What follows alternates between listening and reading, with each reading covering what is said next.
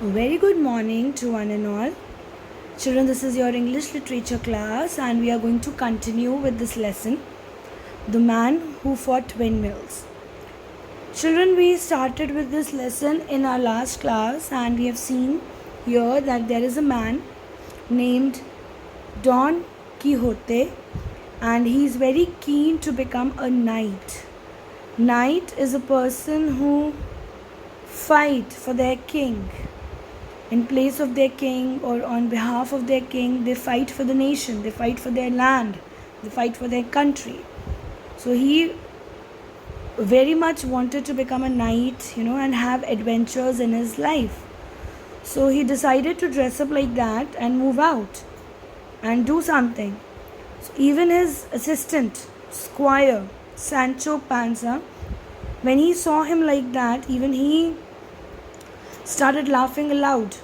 But this Don Quixote, he was such a confident person. It did not create any problem to him, or he was not at all, I would say, shy or anything like that. He was very confident.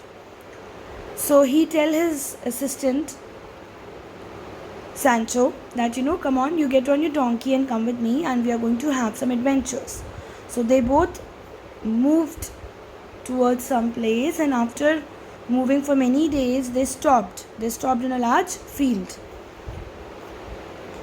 Then we saw that this person, this Don Quixote, he was an imaginary person. He saw many windmills there, and he thought that all those are giants. They are there to have a fight with him. They are his enemy. So though Sancho kept on telling him that no, they are just windmills, there are no giants or anything, but he was not ready to listen. Don Quixote was not ready to listen to Sancho. He said that there are giants and they are there to fight. So by the time Sancho could say something and warn him, Don Quixote went towards the windmill to fight. So let's see what happened then. Watch out, Don Quixote, yelled Sancho. He shouted, okay, that watch out, be careful, you're going towards the windmill. You are going there to fight the windmills. They're not giants, so please be careful. But it was too late. His lance, the weapon he was holding, stuck into one of the windmill's blades, and he was swept up off his horse and high into the air. He fell with a loud clang to the ground, and his helmet turned the other way on his head. So by the time Sancho warned him, it was too late. The weapon he was holding, Don Quixote, it got stuck in one of the blade of windmill, and Don Quixote was swept up from his horse, and he was up high into the air, and then ultimately he fell down with a very loud noise on the ground, and the helmet also turned the other way on his head. Didn't I tell you they were windmills? Said Sancho, as he ran over to help his friend get on his feet. They were changed into windmills by magic, said Don Quixote. They are really giants. So children, you can see here that Don Quixote was not ready to listen at all. He was so very much living into his dreamy world that he said, even after falling down because of a windmill, still he said that, no, they are giants only. They are turned into windmills by magic. So he was not ready to listen to Sancho at all. Then Don Quixote had an idea. Quick, Sancho, get me my saddlebag. My magic bowl is in it. I'll show these giants they can't fool me. You can see the imaginary thing.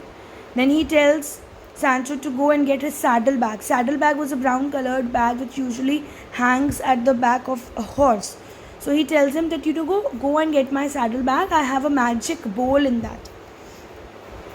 Sancho rushed over to Rocinante and got the saddlebag. He took out the bowl, filled as it was with curd. Perhaps Don Quixote has added a magic potion to the curd, he thought.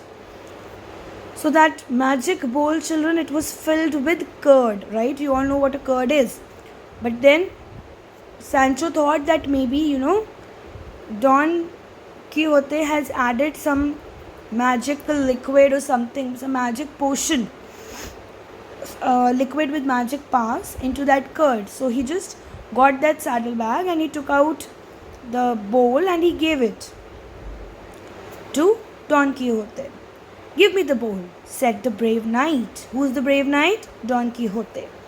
I'll wear it on my head and turn these windmills back into giants. But the bowl's full of... Too late. So Sancho was only able to speak half a line, and by that time Don Quixote had the bowl on his head and all the curd came on his head. Don Quixote had already put the bowl on his head. The curd began to drip all over his face. You can see it in the picture. It started coming down. Help, Sancho, help. My brain is melting. Oh my God, this man.